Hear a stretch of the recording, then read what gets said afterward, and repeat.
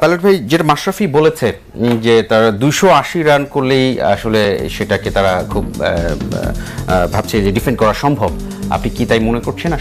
আসলে ডিফিকাল্ট আমার কাছে মনে হয়, যে কারণ এক একটা উইকেটের চেহারা কিন্তু একরকম। আপনি যদি দেখেন নিউজিল্যান্ড অস্ট্রেলিয়া যে মাঠে খেলা হলো, সেই মাঠে কিন্তু 151 করে খুব কষ্ট মষ্ট করে জিতেছে নিউজিল্যান্ড এক উইকেটে। আবার সেই মাঠে কিন্তু পাকিস্তান খেললো এগেইনস্ট হচ্ছে বলা হচ্ছে যে ওই অ্যাডিলেডের ওই মাঠটা তো অনেক বেশি রান ওঠার কথা, তো সেটা হলে আসলে 280 কি ইংল্যান্ড, বাট 280 হয়তো ফাইট করতে পারবে না। আমার কাছে মনে হয় যে ম্যাচ জিতবেন এটা বলাটা কঠিন। কারণটা কি, এখন যে কনসেপ্টে খেলা হয়, আজ থেকে 5 বছর আগে 280 কিন্তু অনেক বড় একটা স্কোর। এখন যে কনসেপ্টে খেলা হচ্ছে 30 গজের বাইরে মাত্র 4টা ফিল্ডার থেকে, সেই ক্ষেত্রে পাওয়ার প্লে 10 ওভারের পরে রানটা এমনিই 6-6 করে আসতে থাকে। কারণ যেহেতু বাইরে আপনার সার্কেলের বাইরে মাত্র 4টা ফিল্ডার থেকে, সেক্ষেত্রে যেটা 2 হওয়ার কথা সেটা 4 হয়ে যাচ্ছে। তো 6-6 করে রানটা খুবই সহজ। আমার কাছে মনে হয় 280 রানটা আপনি যে জিতবেন এর কোনো ভরসা নাই, বাট ফাইট করতে পারবেন। মানে যেটা ইংলিশ ওদের বোলিং সাইড তো বললাম, পেসাররা খুবই স্ট্রং সাইড তাদের, এই বোলিং ফাস্ট বোলিংটা কিভাবে মোকাবেলা করবে, প্লাস হচ্ছে আমাদের যদি স্পিন শক্তি, এই দুটোর কেমন আসলে ফাইট হতে পারে বলে দুটো টিমের মধ্যে যদি কম্পেয়ার করেন, লাস্ট ম্যাচ আমরা খেলছি এগেইনস্ট স্কটল্যান্ড, আমার কাছে স্কটল্যান্ডের বোলিং দেখে মনে হচ্ছে এই ওয়ার্ল্ড কাপের সবচেয়ে অর্ডিনারি বোলিং। আমি জানি না, আমার কাছে মনে হচ্ছে ওইরকম থ্রেট ছিল না যে ব্যাটসম্যানকে যে কিছু বিট করবে, সেরকম সুইং দিয়ে কিছু করবে, সেই জিনিসটা ছিল না। আমরা ব্যাটসম্যানরা ভালো খেলেছি নিঃসন্দেহে, কিন্তু তার মধ্যেও যদি কম্পেয়ার করেন সেই ছিল না। এখন এগেইনস্ট ইংল্যান্ড কিন্তু আপনি কিছু থ্রেড বোলার পাবেন যারা কিনা ভালো সুইং করে, যারা কিনা অ্যাকুরেট বল করে। সেই জায়গাতে আপনি তো 200-320 জায়গায় এখন নেমে ওটা কিন্তু রান সংখ্যাটা কমে, কিন্তু দেখা গেল যে আমাদেরকে রান যে 300 করছিলাম সেটা হয়তো দেখা গেলো যে 280 মতো হয়তো আমরা করতে পারবো, আমার ধারণা। কিন্তু সাধারণত আপনি আমাদের ভালো বোলিং করতে হবে ওটা করার জন্য। হয়তো এগেইনস্ট স্কটল্যান্ড কিন্তু 300 রান করেছে, সেই ক্ষেত্রে ইংল্যান্ড কিন্তু 280 করলে কিন্তু খুবই তাদের জন্য চেজেবল হয়ে যাবে। তো আমাদের স্পিন দিয়ে যদি কিছু একটা ভালো সম্ভাবনা থাকে এবং ফিল্ডিং দিয়ে ইমপ্রুভ করি। মাধব ভাই, আপনার আসলে প্রত্যাশা কি যে কালকে আসলে কি করবে বাংলাদেশ? কতটা জি, মানে লাস্ট একটা ম্যাচে আমাদের ফিল্ডিং খুবই কিন্তু খারাপ হয়েছিল, তো এখান থেকে এই আমরা এক্সপেক্ট করি যে মিস্টেকটা কমিয়ে আনতে হবে। কারণ কি, ক্লোজ ম্যাচেস আজকে যেমন দেখেন, ইট ওয়াজ ভেরি ক্লোজ ম্যাচ।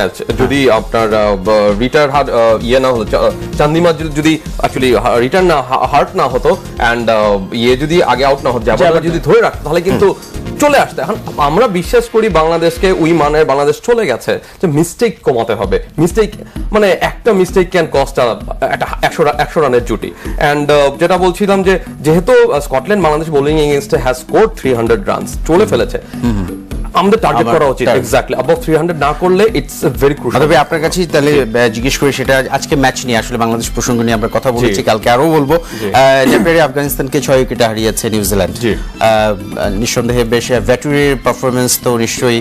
যেটা পাইলট ভাইকে আসলে জিজ্ঞেস করি, মাধব ভাইয়ের কাছে অন্য একটা কোশ্চেন আমি যাবো, সেটা হচ্ছে যে ভেটরির বয়স এখন 36 আপ, কিন্তু যেটা বলা হচ্ছে যে ওল্ড হর্স, বাংলাদেশের প্লেয়াররা আসলে একটু বয়স হলে যেটা বলা হয় যে অনেক বয়স হয়ে গেছে বা পারফরমেন্স, বাট ভেটরি কিন্তু এই বয়সে পারফর্ম করছে। সাঙ্গাকারা দেখেন, আমার কাছে মানে ওল্ড ইজ গোল্ড, মানে এটা হচ্ছে যে পারফরমেন্স, আমার কাছে বয়সটা ইম্পর্টেন্ট না, কে কেমন রিদমে আছে, কে কেমন পারফরমেন্স করে। আমার কাছে মনে হয় যে দেখেন জয়াবর্ধনেকে দেখেন বা সাঙ্গাকারাকে দেখেন, একদমই কিন্তু আমার মনে হয় অসাধারণ। আজকে যদি ম্যাচে দেখেন ওয়ার্ল্ড কাপের রেকর্ড, আজকে পরপর ব্যাক টু ব্যাক 3টা সেঞ্চুরি, হয়তো সামনের ম্যাচটাও সেঞ্চুরি করবে।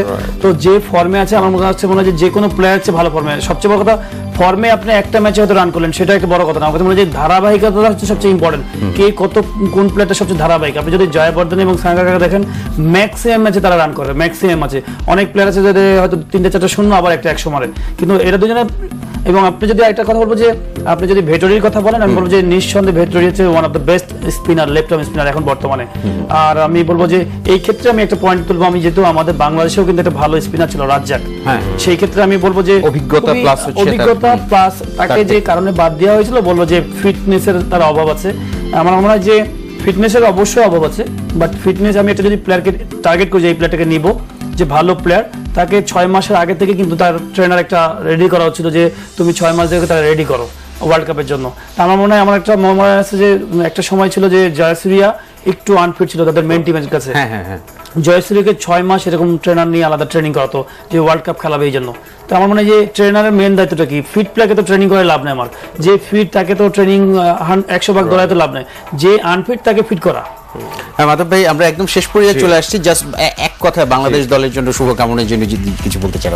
অ্যাকচুয়ালি প্রার্থনা আমার গানের একটা জায়গা আছে যে আসলে স্লো হয়ে যায়, প্রার্থনা করি যে আসলে প্রার্থনাটা খুব ইম্পর্টেন্ট, যেখানে অ্যাকচুয়ালি সবাই এক জায়গায় এসে যদি প্রার্থনা করি এই প্রার্থনা কিন্তু ডাক শোনা যায়। যে আমরা এমন একটা ক্রিকেট যেখানে সবাইকে ইউনিফাইড করে একটা চেতনায় নিয়ে আসছে, আমরা সবাই মিলে যদি প্রার্থনাটা করি যে না ডিফারেন্ট এই বিশ্বাস আছে বাংলাদেশ পারবে, এবং আমরা সবাই মিলে যদি প্রার্থনা করি আর হোপ করি ইনশাআল্লাহ আমাদের ইন্সপিরেশন পর্যন্ত পৌঁছাবে, because we the 11 right now they need us most. Madhav ভাইয়ের কথা ধরে আসলে পাইলট ভাই যে এই আমাদের এই জাতিটা, এই নেশনটা কিন্তু একটা জায়গাতে মানে ইউনাইটেড হয়েছিল, সেটা হচ্ছে ক্রিকেট। আমরা চাইবো যে কালকে সেটার প্রমাণ দিবে এবং দিতেই থাকবে ইনশাআল্লাহ বাংলাদেশ। পাইলট ভাই এবং মাধব ভাই দুজনকে অসংখ্য ধন্যবাদ আমাদের প্রোগ্রামে উপস্থিত হওয়ার জন্য। আমরা ভবিষ্যতে আপনাদেরকে পাবো আশা করছি। সুপ্রিয় দর্শক, গ্রামীণফোন রিভার্স সুইং এর আজকের অনুষ্ঠান এখানেই শেষ করছি। আগামীকাল একই সময় আবারও দেখা হবে। সে পর্যন্ত ভালো থাকুন, সুস্থ থাকুন এবং নিরাপদে থাকুন। Good bye.